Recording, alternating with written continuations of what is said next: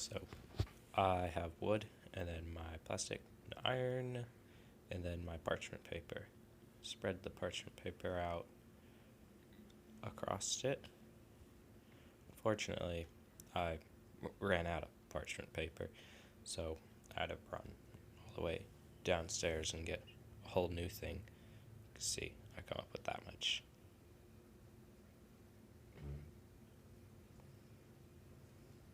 So I got my new parchment paper.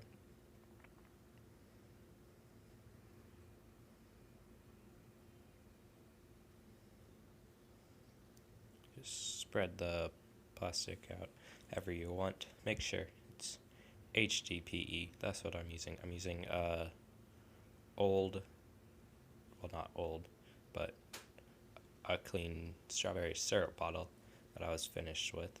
I washed it out real good, and these are just milk jugs.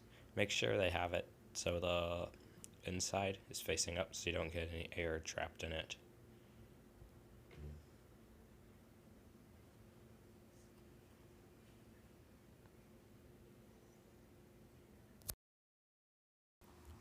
Ironing it, you really do have to wait a longer time than with the toaster oven. And now I'm going to use gloves so I can kind of bend it together with my hands. I stick on these old carving gloves for better insulation, and then I stick on these gloves. They have like silicone stuff on the outside or something like that, so it doesn't stick. Because if I just used the normal carving gloves, it would stick to those pretty good.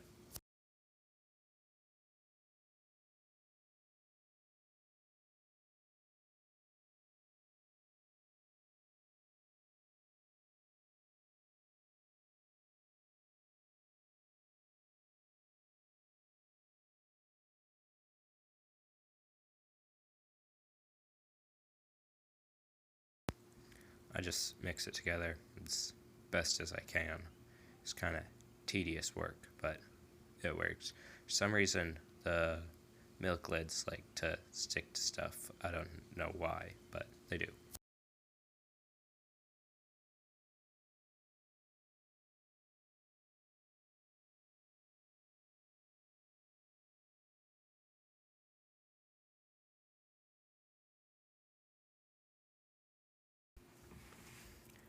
It just does take quite a long time for the iron to melt it.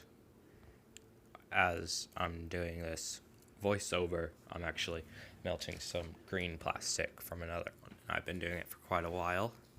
As you can see on here, though, it kind of started to get its shape. It also kind of started to stick for it, and so I just kind of bend it into a ball, make sure I can get those extra air bubbles out, stick it back on, make sure I have it on the side with all the sticky parts. See, it's kind of a lump now, and then just iron it out again. You can kind of stand up and push on it real good just to make it get flatter easier.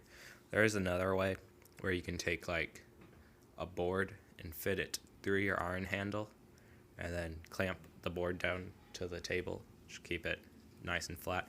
I've actually made guitar picks from doing that because it keeps the heat to it and it keeps pressing it down. Sometimes the iron tends to slide, but you can keep it sitting on it.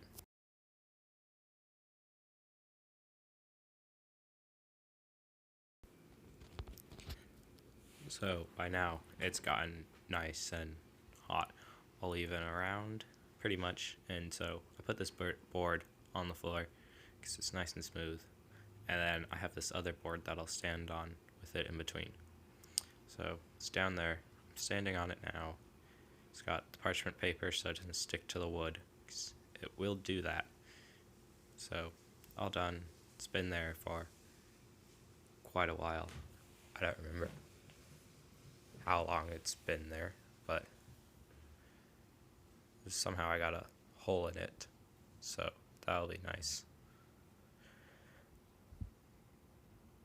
Just take it over to your sink to get it nice and extra cool, because the HDPE does retain heat a lot. See that spot right there where I ripped it?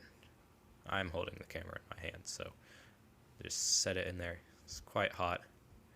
I might try to warp on you a little bit so you can always stand on it longer and let it cool down that way, but I'm impatient, so I do it like this, just swirl around in the water for a little bit.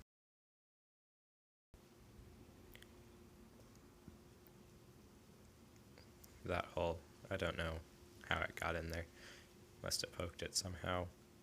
And so, sorry I have it out of the camera. I'm trying to find where it would have made a little hole. So, that's the part where I guess I didn't get it all evened out, heated up. So, kind of cooled weird.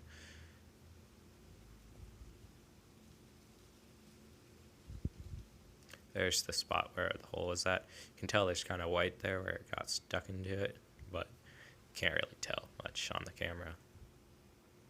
And that's how I make these little blinks that I can then carve into little animal keychains or something like that.